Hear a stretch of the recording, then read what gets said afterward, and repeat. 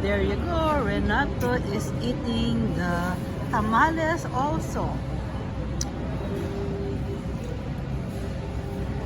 Tender, I mean soft, right? It's soft like it melts in your mouth, right, Renato?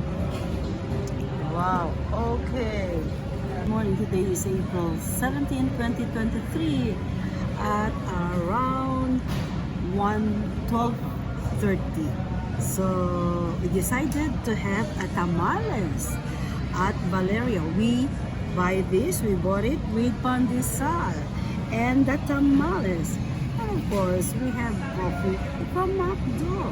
Now we are going to open the pandesal with our bare hands. But we don't have the knife. That's why we are just going to open it and put something in there. This is delicious. Let me taste it for you. Okay. It's soft because it's made up of something grind, rice and coconut sauteed with onion and aswete and chicken. So put inside the pandesal and have a bite. Yummy tamales.